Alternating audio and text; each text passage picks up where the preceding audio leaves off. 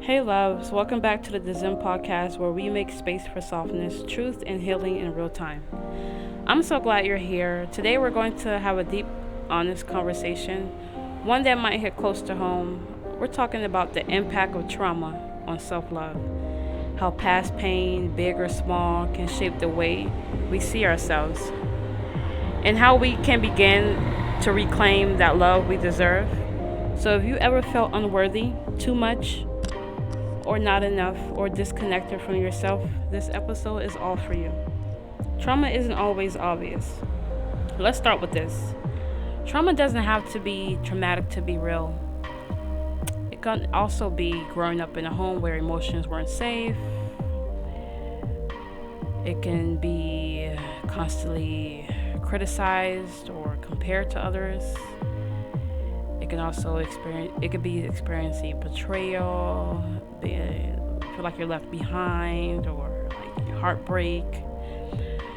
Living in survival mode for so long that softness now feels uncomfortable.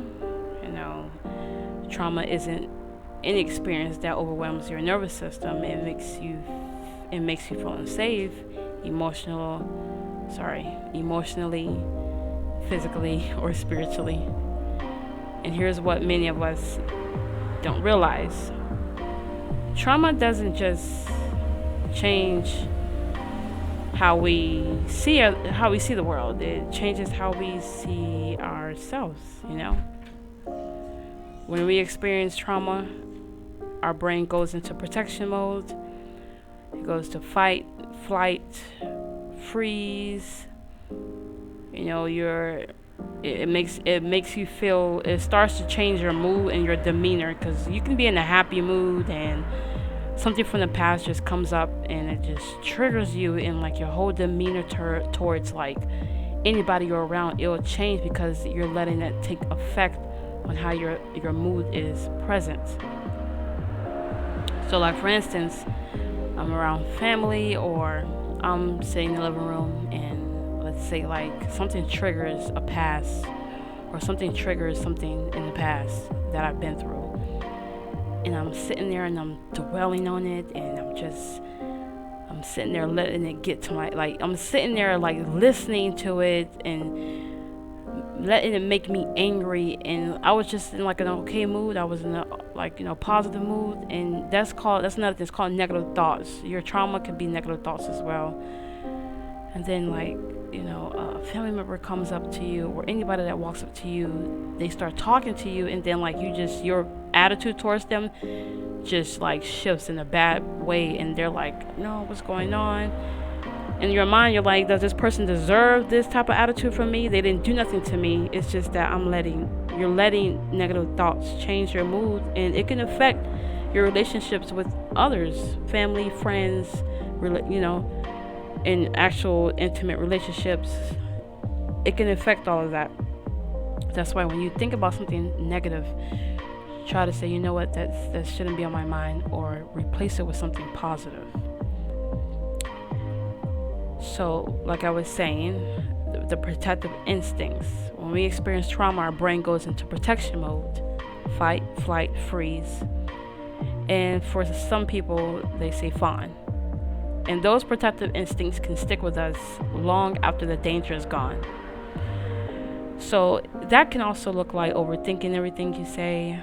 It can also be about feeling guilty for setting boundaries for yourself and others, struggling to trust people or yourself, needing to earn love instead of just receiving it, feeling unlovable when you're not performing, pleasing, or perfect.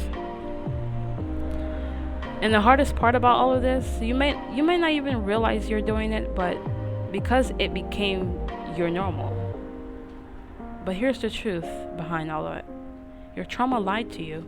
It told you that love had to be earned, that you were too much, that you had to shrink to be saved. But you're allowed to unlearn those lies. You're allowed to unlearn those and get ready to define who you really are. Let's be real. Healing, let's talk about healing.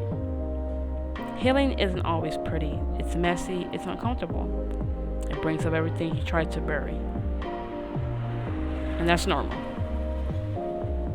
But healing also gives you this power gift.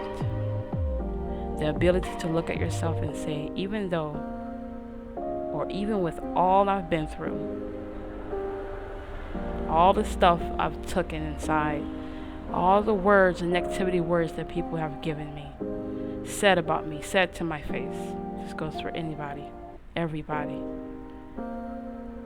I am still worthy of love. You don't have to fully love yourself yet. You don't have to feel healed every day, but you can practice small acts of love that your younger hurt self has never received. And that also might look like saying no without apologizing, letting yourself rest without guilt, speaking to yourself like someone you deeply care about, feeling the feeling instead of numbing it, asking for help and receiving it. That is self-love in action. Now, on the part where it says speaking to yourself like someone you deeply care about, the same way you'll talk to your best friend or talk to somebody that you feel so happily around, you can be yourself around. When you're alone, you talk to yourself the same way. Don't just give it off to others and then you don't give it to yourself. Because you're also letting that person have your energy that you don't even give yourself when they're not around. All those things you do with a best friend or with a family member that you're close with, or a friend that you're close with, your relationship that you're like so happily in, you're giving all of that. But when it comes to yourself, it's something totally different. That's a no.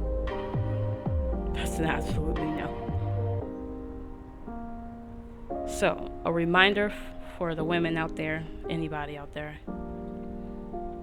who's healing, who's trying to heal from their trauma. If this episode feels heavy, I want you to pause with me. Place your hand over your heart and take a deep breath in and out. And listen to this, please. What happened to you was not your fault. It wasn't. But how you love yourself moving forward, that's your power. You are not your trauma. You are not broken. You are a living, breathing miracle. Still standing, still soft, and you're still here.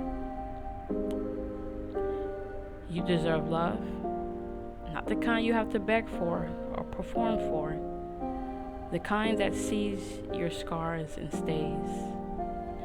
That love starts with you. So beautiful souls out there, if you've ever been wondering why self-love has felt so hard, I hope this episode reminded you that there is nothing wrong with you. It's just that when you have a rough past, and some of those past traumas has not been buried quickly, and it's just been lingering. Because some of us are, we get lost, and some of us don't have hasn't had the right guidance in life. And then we're just now getting over past trauma at the age of mid-20s, mid-30s, mid-40s, and even older.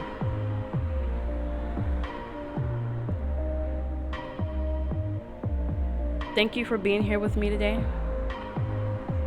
Again, you're just healing. Healing takes time, safety, and softness.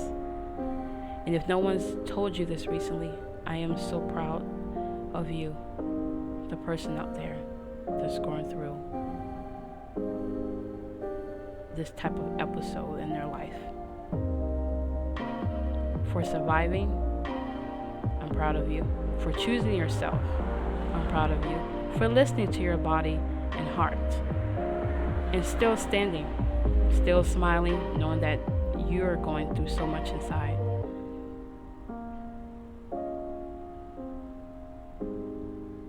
And you should be proud of yourself as well.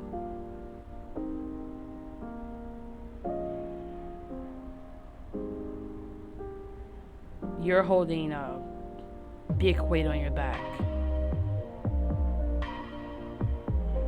You're holding a big, it's like a huge weight, and you're still walking as if nothing ever happened to you. That's strong. But you don't deserve to keep carrying that weight. You don't deserve to keep carrying or wondering or holding whatever happened in the past on you. You gotta let that go. And I've talked about this in another podcast I was in. Let it go. And it takes time. Don't rush yourself. And until next time, stay soft, stay strong, and stay open to love, especially from yourself.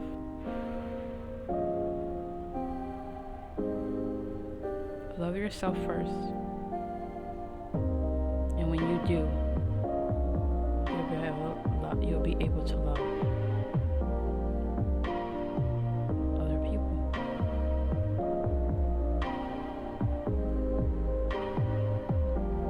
Thank you for listening to this podcast. This is the DSM Podcast. And again, put yourself first.